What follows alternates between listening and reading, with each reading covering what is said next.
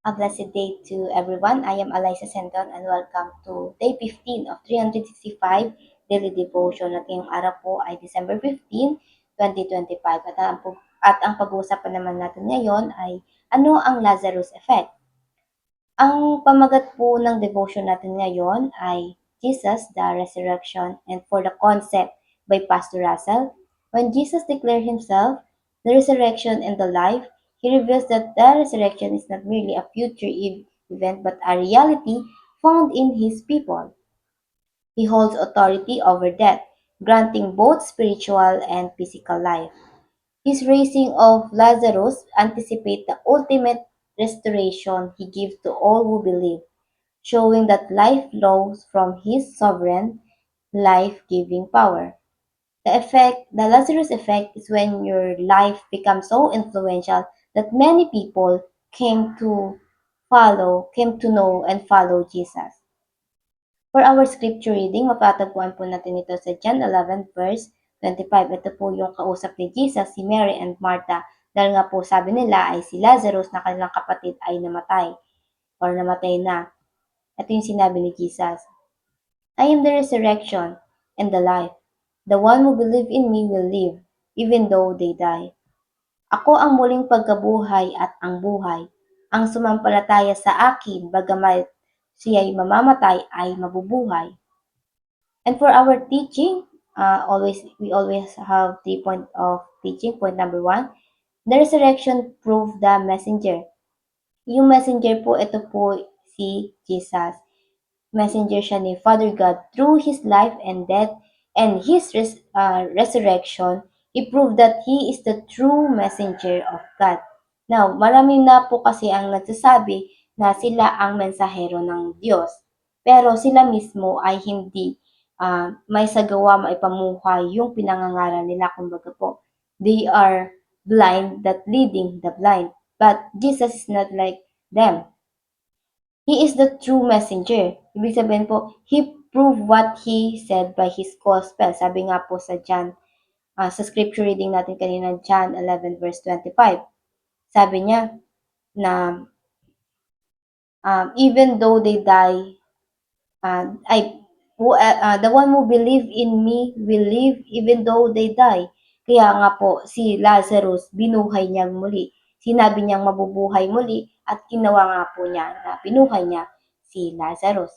And for point number 2, the resurrection proved the message. Jesus, he said na mabubuhay siyang muli at siyang natupad. Di ba po nung after ipako si Jesus sa cross, 3 days after, nabuhay siya muli. And the message become the truth. Pinatunayan po yun ni Jesus. His resurrection proved that his words are truth. Walang kasinungalingan. Kaya yung sabi ni God na lahat ng tao, after ma-fall from the sin, kailangan ng kapatawaran at makukuha lang iyon by the faith to Christ. Then, ayun po, si Christ, through Christ alone. Walang sino man, no other way. Not on your status, not on your power, not on your good deeds. Everything apart from Him is nothing. Again, you cannot have your own salvation. Point number 3, the resurrection proved the coming judgment. Ayun nga po sa Acts 17 verse 30-31. Ito po yung, in the past, God overlooked such ignorance, but now He commands all people everywhere to repent. Ang mga panahon ng kahangalan ay pinalampas na nga ng Diyos. Ngunit, ngayon ipinag-uutos niya sa lahat ng tao, sa lahat ng dako na magsisi. Dahil lahat tayo ay may free will na pinapractice natin to, ay hindi lang napapractice, hinahayaan tayo ni Father God na mamuhay sa ating free will. Pinahintulutan niya kahit yung mga masasama nating ginagawa. Pero hindi ibig sabihin nun exempted na tayo doon sa consequence, sa kaparusahan ng ating mga ginagawa. He asks us to repent. Magsisi tayo at talikuran natin yung mga kasamaan natin at patawarin niya tayo. Again, si Jesus, si Father God, meron silang meron siyang kapatawaran na tinatawag na amnesty. Itong amnesty na po ito na kapag pinatawad ka, hindi na aalalahanin pa lahat ng iyong maling nagawa. Si Jesus kakalimutan niya lahat ng mga mali mong nagawa, pero yung pangako niya ay hindi niya kakalimutan. And for verse 31, for he has set a day when he will judge the world with justice. Ibig sabihin po nito, merong itinakdang araw na haharap tayo lahat sa judgment.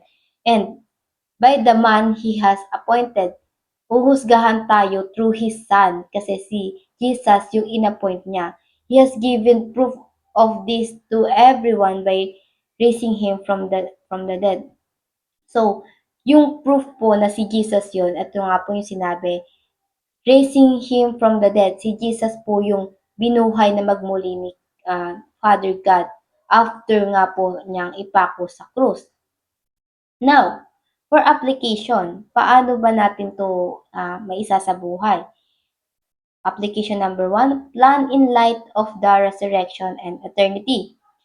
Ito po yung pagplanuhan natin, hindi lang yung buhay na meron tayo dito sa earth, hindi lang yung life na meron lang tayo dito, yung physical life natin. Yung life na meron tayo, hindi lang ito pang lupa. We also have eternal life, eternity, life after death. So habang pinagyayaman po natin yung buhay natin dito, dapat pinagyayaman din natin yung buhay na meron tayo after death. Ito nga po yung eternal life. Paano po yun? Kung maaalalahanin po natin yung devotion natin noong December 11 about sa bread of life, si Jesus, siya yung nagsusustain doon sa ating eternal life. Through His word, we can be sustain our eternal self. Kaya po, kung pinagyayaman natin tong buhay natin ngayon, dapat gayon din natin pinagyayaman yung buhay after ng buhay natin ngayon, yung physical life natin. After ng physical life natin, dapat meron din po tayong spiritual life na binubusog na pinagyayaman. Again, pag tayo po, lahat naman po tayo ay mamamatay. Pero after death, meron pang buhay. Hindi natatapos doon. Ang iiwan lang natin dito sa mundong to ay yung katawan natin. But yung soul, we have the soul, we have the spirit. Ito po ang siyang magpapatuloy sa susunod na buhay natin. Kaya po dapat hindi ito yung pinapabayaan natin even now na nasa physical life pa tayo. Dapat binubusog din natin ito, pinagyayaman, sinusustain through the words of God. And for the application, number 2, prove your faith by living a renewed life. Patotohanan natin yung sinasabi natin na tayo ay na kay Kristo by renewed life. Dapat yung mga kinalimutan na, yung mga dating buhay natin, dapat tuluyan na natin tinalikuran at kinalimutan na. Kasi we can say na binago na tayo, but your life cannot prove it. How the Lazarus effect nga po. Again, Lazarus effect. Ito po yung when your life becomes so influential that many people come to know and follow Jesus. Sabi nga po sa John 12:10-11. So the chief priest made plan to kill Lazarus. Ito po yung sa Bible na si Lazarus after mabuhayin siya ni Jesus, pinaplano nilang patayin ito kasi po siya po yung living proof yung maraming naniniwala kay Jesus dahil sa buhay ni Lazarus. He become a living proof of the truth Jesus brought. Sabi nga, siya ang buhay at siya ang resurrection. Kaya, ayun po, ginawa ni Jesus at naniwala ang maraming tao. Kaya, pinaplano rin doon ng mga high priest na patayin na rin si Lazarus kasabay ng pagpatay kay Jesus. Kasi po, for on account of him, many of the Jews were going over to Jesus and believe in him. Sapagkat dahil sa kanya'y marami ang Hudyo ang umalis at maniniwala kay Jesus. So, let's have a Lazarus effect. Hayaan nating maging influence tayo sa ibang tao para maniwala kay Jesus, para tumakbo kay Jesus. And for our application, number 3, participate in Christ's work of defeating death. Sabi nga po dito, the reason why Jesus crucified on cross. Alamin po natin yon and share it with an intention to defeat death.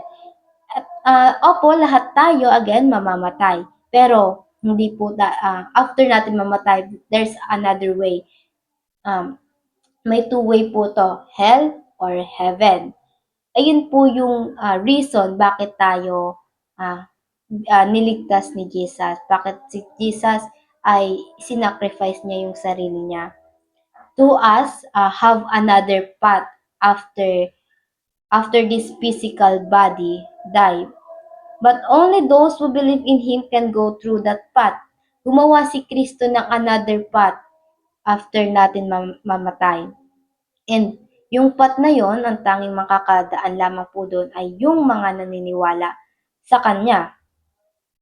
John 11 verse 25 yung scripture natin, the one who believe in me will live even though they die. Itong physical body po natin, pag namatay po ito, iiwan po natin ito at magkakaroon tayo ng another life. Ito po yung life to hell or life to heaven. Again, dahil po tayo nagkasala, lahat ng tao ay nagkasala, ang buhay po natin ay iisa lang ang path, ayun nga po ang kamatayan, ayun po yung sa hell. But Jesus sacrificed Himself. After that, yung life natin, after this body, physical body, mamatay, meron pa tayong another life, which is sa another path, which is yung heaven. Hindi na lang po yung hell. But again, heaven, you can go then there through Christ. When we share Jesus to other people, the gospel, yung Holy Spirit mismo, yung gumagalaw, yung humihipo sa kanilang mga puso, and that gospel take effect of their life. And the death being defeated every time we preach the gospel. Ayun nga sa kanta, di ba? Hell lost another one, cause you are free. And for our reflection, are you a vessel of the gospel? Ikaw ba'y nagagamit para ipamahagi yung salita ng Diyos? How can you have a Lazarus effect? And before natin i-end itong devotion, let's have a short prayer. Father God, thank you for today, for this devotion na muli naming narinig ang inyong mga salita at ayun nga po ay binubuhay niyo kami muli, Panginoon. Salamat sa another path na ibinigay ni Jesus para sa aming kaligtasan, Panginoon. Tulungan niyo po kami magbahagi pa ng inyong mga salita at kayo na po ang siyang manguna sa aming ginagawa, Panginoon. Tulungan niyo kami maging productive everyday, Panginoon, at kayo nawa ang laging dakilain ng mga tao sa aming ginagawa, Panginoon. Ayun lamang po. Maraming salamat sa inyong mga biyaya sa amin sa araw-araw. In Jesus' name we pray. Amen and amen. See you po again for tomorrow devotion, our day 16. Bye!